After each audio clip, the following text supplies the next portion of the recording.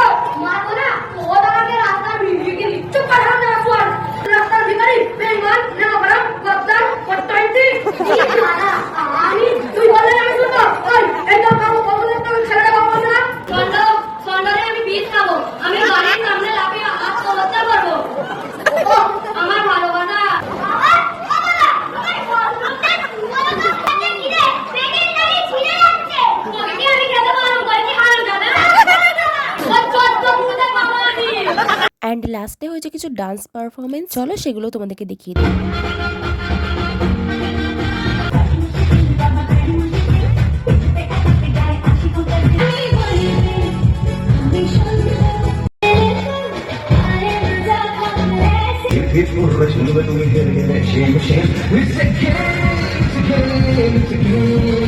করে আমার বিয়ের সময় বেজেছে।